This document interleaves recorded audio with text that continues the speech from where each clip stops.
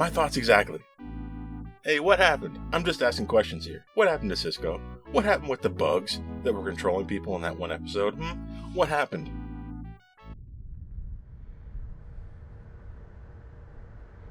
Okay, maybe we can beat that thing, maybe. Okay, what's that doing here? Definitely can't beat that thing. Oh my goodness, what's that? Okay, maybe we can beat that. Reflections.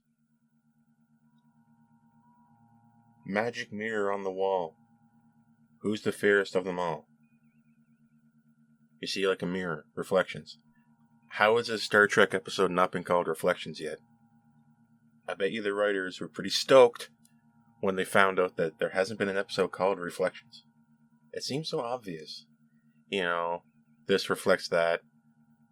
Thematically speaking, my reflections, my bad side, calls to mind episodes like Tapestry from TNG, The Evil Within, TOS, where we got Evil Kirk, remember? Transporter accident, running around, give me the brandy. Give me the brandy.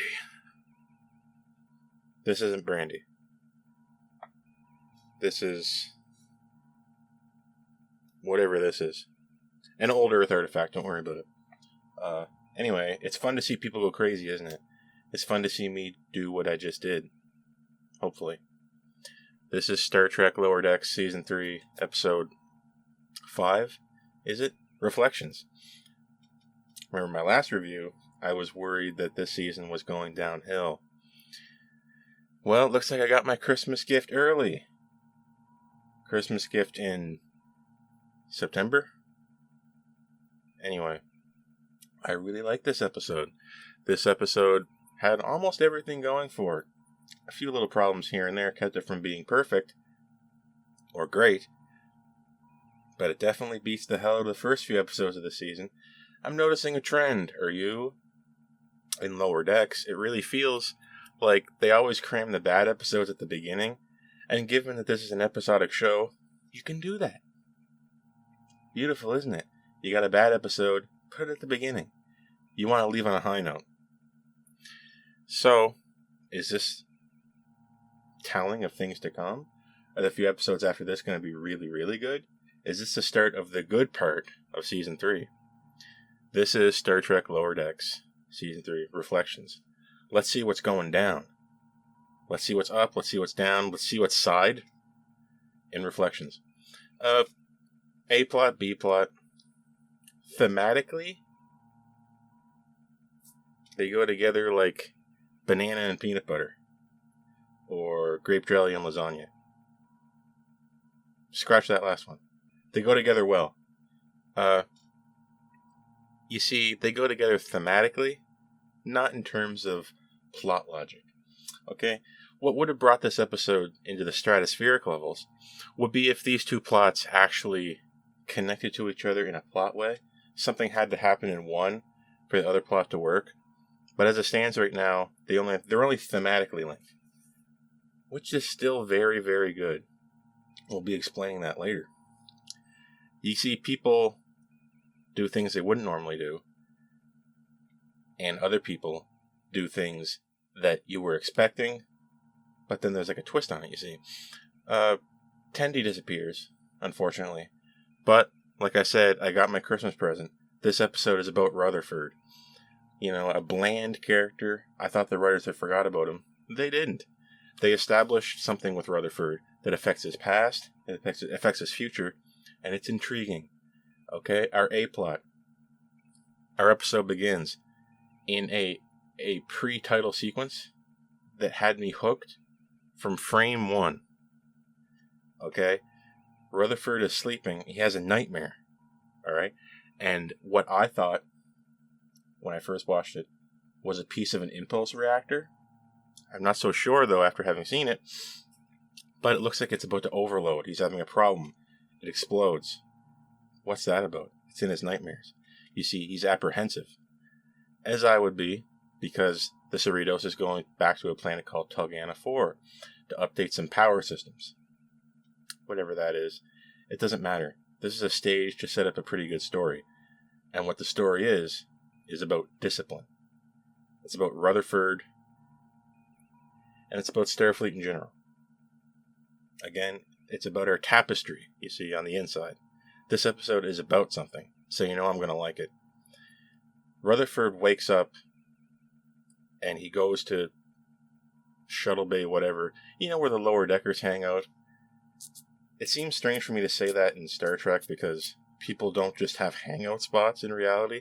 They have duty stations, so this is a bit strange. But you know where they are. They're alongside that shuttle called the Sequoia. Rutherford's having problems sleeping. He can't sleep. These nightmares, they're driving him crazy. Tendi, can you do anything? Well, of course, you can operate on his prosthetic, which you can actually alter his memories frighteningly. Prone to compromise much. Not unlike Data. Tendi deletes a few of his memories, like that time he accidentally called the captain Mom. So, let's wipe out the cache, right? Inadvertent problem.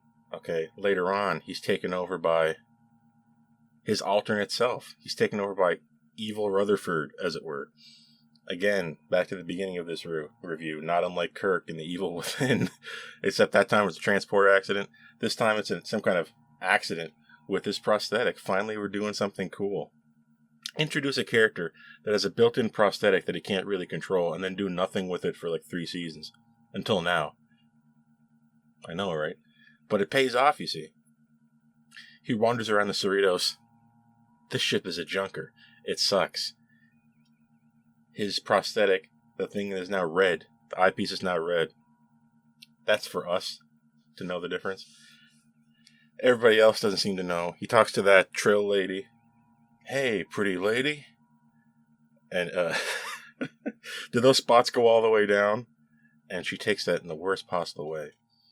Interesting that they would put that line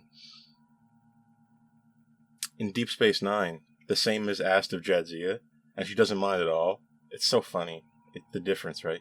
See, you can't insult Jadzia at all because she's so old. She has many different Trill joinings, the Dax symbiote, as it were. So maybe this Trill on board the Cerritos is a recent Trill, or hasn't had that many partners for her symbiote, whatever it's called, I don't remember. But it's so funny just seeing the contrast. Do those spots go all the way down, and then she just cries and walks away? I hope Rutherford goes back and apologizes later. I'm laughing so much at this. I laugh at this in hindsight. This episode's funny in hindsight. It's not funny at all when you're watching it, but it's more funny when you think about it. Which could be, depending on who's watching, the best kind of funny. Who knows? It's up to you.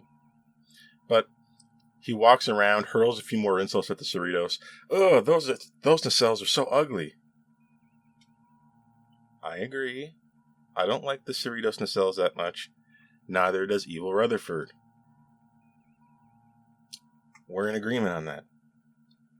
So he's trying to get off the ship, commandeer the ship. In a sense, take over Rutherford's body. They see each other. Evil Rutherford exists here. He can see in reflections good Rutherford as a representation of what's going on in his mind. Okay, a lot of this episode does not take place in actual reality, but the stakes are nevertheless there. We're establishing the stakes. We're not just totally in Fantasyland here. Bear that in mind. Shax eventually catches him. He's trying to steal the captain's yacht. Shax is barely in this episode, but he is so good. Shax calls him Baby Bear, or whatever it was, his nickname. And by Evil Rutherford's reaction to this, Shax immediately knows that that's not Rutherford. And he just tackles him right there. Talk about security. Shax is his perception is so finely tuned. He knew that this wasn't Rutherford and tackled him. Fantastic. Shax, he owns his scene in 2 lines. It's so cool. He's trying to transport himself to the captain's yacht, you see, but he can't get away with it. He's phasered down. They bring him back to a med bay, and Tendy's like, "Oh, did I erase my friend's memory?" Well, no, Tendy. He's locked inside his mind. You see, he's in his mind palace, fighting for control. It's evil Rutherford versus good Rutherford. And in our mind space, we are in a manifestation of a room obeying the laws of physics. Okay, we are not breaking physics. We are doing what is possible within physics. It's key to remember that. So where we know where we stand. You see, they're having a competition for who gets to take over the brain. Who is more deserving of being the real Rutherford? Evil Rutherford or good Rutherford? Guess what? Evil Rutherford is the Rutherford from about 10 years ago. That's his past self. You see, it's revealed, finally, that his implant was not elective. You see, that's something that was told to him. Old Rutherford tells him he is a manifestation of repressed or lost memories. You see, there was an accident. He got his prosthetic, and he overheard the doctors saying, "Don't worry, we'll wipe out his memory, and we'll implant something so that he thinks it's elective." And you can see his badge. The doctors working on him look like they have a 2360s badge design. And he says this occurred in his first year at Starfleet. What's going on? Evil admirals? Section 31? Something secret? Who knows? Intriguing, is it not? We're setting up something for later. Hopefully it pays off. Lower Decks so far has a history of not paying off its plot threads, introducing something big and then diffusing it a second later, as with Boimler on the Titan.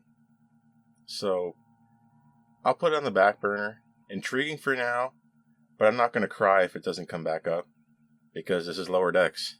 I'm just glad there's something there, this long into it, and not really understanding Rutherford.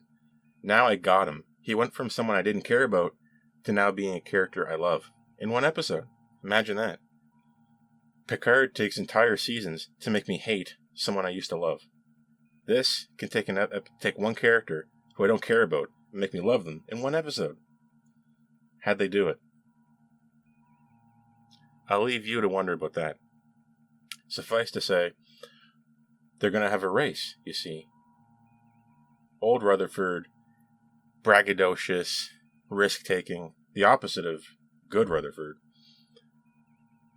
We're going to have a race through space, not unlike that one episode of Voyager. Whoever wins this race takes the brain, you see. You can build whatever you want. Old, evil Rutherford builds a ship called the Santa Guida. And it looks kind of insane. It looks just like a cockpit in front of an impulse engine. I believe that's what good Rutherford says. And good Rutherford just builds the Delta Flyer. So we do technically get the Delta Flyer back in this episode, complete with the racing uniforms. References don't make the show, but they do make me happy, okay? If they're done well. If they're warranted. And by God, I think this was warranted. This race starts. Good Rutherford's got his awesome Voyager racing outfit on. Old Rutherford just has whatever in his crappy looking junker. I thought it looked stupid, okay? The episode plays it off like the Santa Guida is supposed to be really cool looking. I thought it was kind of stupid. That's just me. But for me, I'll take the Delta Flyer any day. The race isn't going so hot when an actual Romulan D'Deridex shows up. You see, this race took place in the neutral zone. We got to see a Romulan warbird up close. And it disables the Santa Guida. New Rutherford ain't all bad. He might not be cool. He may not be fast. He may not be slick. You see, but he's nice. And he has the rest of the crew in tow. He summons, in the reality of this dream space, the rest of the lower deckers. All our friends are in the Delta Flyer together. And they all got their racing uniform on. What a moment. They beam old Rutherford aboard. He's dying. Okay? They got him before he died. Race over. I guess good Rutherford wins. But we get to see old Rutherford die. Old Rutherford gives up. The new Rutherford is better. Discipline is better than indiscipline. Old Rutherford was industrious, smart, but not in control. The new Rutherford isn't the real Rutherford. It's not. It was a Rutherford that was developed on top of the old one. So you need to ask yourself, can you let go of that old self? See, there's an interesting question. That was the core question behind this episode, I believe. In a good writer's room, you have a question on the whiteboard. I think if it didn't happen literally, maybe it happened in the subconscious level. They were asking themselves, when is it okay to delete your old self? Good Star Trek episodes start with a question, and they have a theme you can answer immediately. The theme here is discipline. Discipline beats chaos. Doing the right thing beats the old Rutherford. Okay? New Rutherford wins by default because old Rutherford is incapacitated and the new one saves him.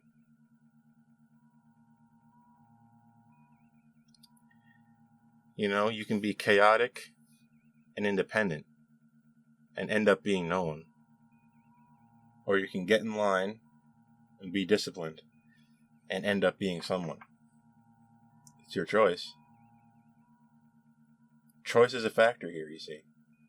Because this takes place in Rutherford's mind, we can look at everything that takes place physically that we see as a manifestation driven by the thoughts of Rutherford. The new Rutherford wins. He comes back into his body.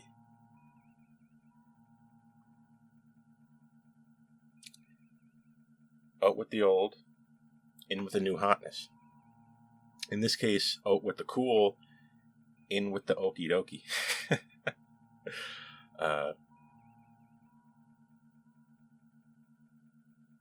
It's just a lot for me to think about. This is the first episode of Lower Decks so far this season where it just flies by. I watched this episode 3 times, and every time I watched it, it felt like it lasted a second because it was so engaging. I was watching, I was listening, and I was feeling. Okay. You know, the conflagration of Starfleet, the crucible that you go through, the fire. It burns away your old self. You have to be willing to accept that. Thematically, we get to the end of the A plot. Old Rutherford is back. Our B plot is our characters, Boimler and Mariner, doing their bit. There's a quota you have to meet for amount of time in Starfleet. Sign-up booths, okay? This is advertisement for Starfleet. So they're in like the town square or what have you. Think of it as a job fair down on Tulgana 4. And they got their model of the Stargazer. They call it the Stargazer, but I was thinking, okay, this is Constellation class. You have to win over people. You have to tell them in this booth that getting in line and being disciplined is better than being chaotic and alone. That's a hard sell. Thematically, we achieved it in the A plot. We saw the end of what's possible there. And now, on the surface of the planet, at this job fair, we see the beginning. These two plots do not cross over in any way. But thematically, they are parallel. Okay? That's important. What happens here is not so interesting, but you get an understandable rise in tension through the B plot. You see, we're buttressed in our booth by the Independent Archaeological Guild or what have you. That character should have been Vosh. Remember Vosh from TNG? The characters who are just Indiana Jones. Maybe they're good, maybe they're bad, but by golly, they're getting the artifacts. There's a booth that just says truth, as well as the collectors, who we seen, I believe, trying to collect data in TNG. You remember that? References don't make the show, I know.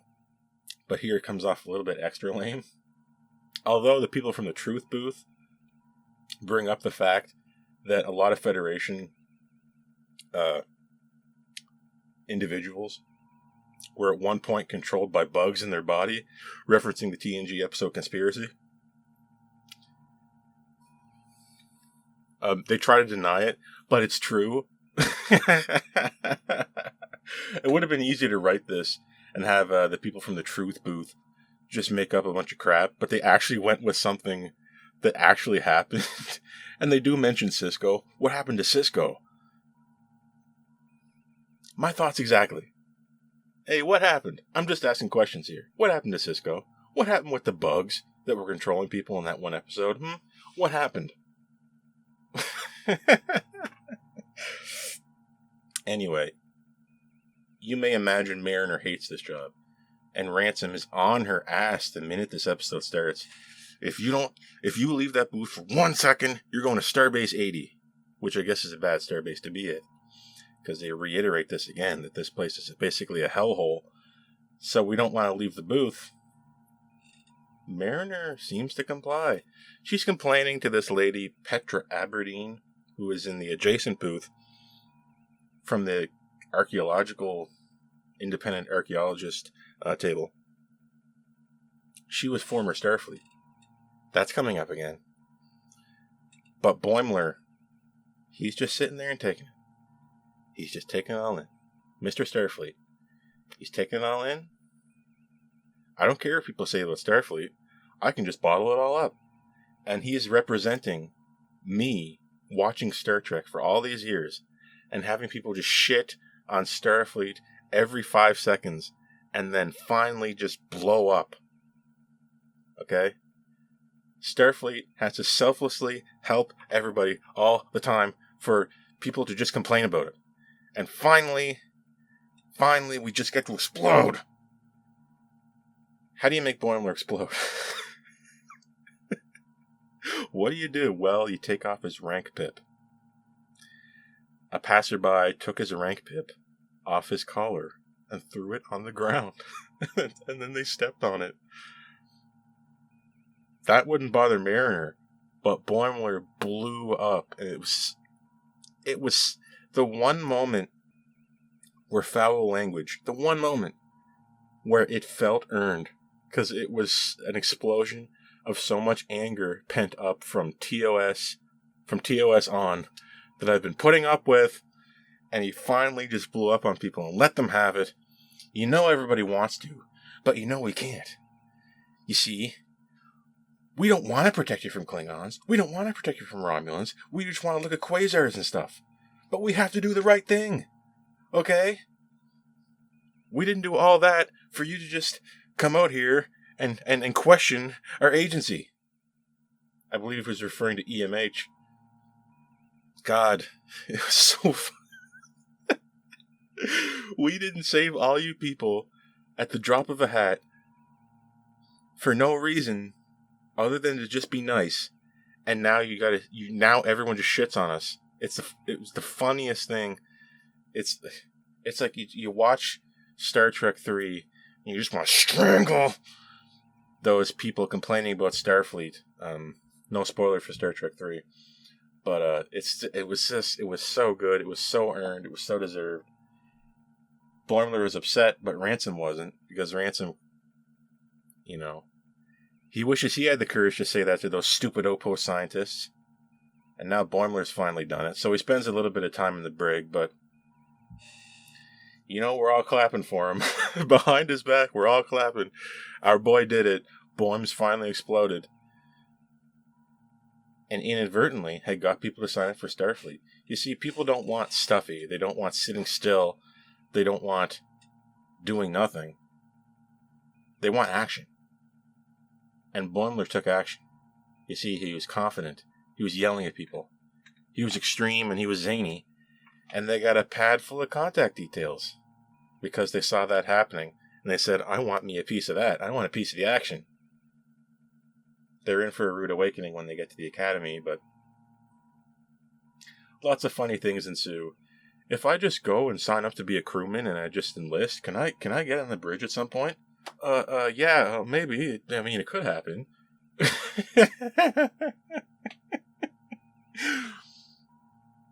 It's funnier. It's funnier when I think about it. This episode is like low key funny. It's like funny when you think about it. It's so good. So yeah, we end up together again at the end. Rutherford's normal. Boymes is in the brig, but Mariner has to do a log entry. She gets a message from Petra Aberdeen, that archaeologist. Well, if you ever want to leave Starfleet, give me a call. Click. No, I don't want to leave Starfleet. That's me talking. But Mariner, delete contact or save contact on her pad. She saves the contact. She's thinking about it. She's thinking about leaving Starfleet as she longingly looks out the window in the aft section as the ship warps away. An interesting ending. It's poignant. It's beautiful. Makes you think.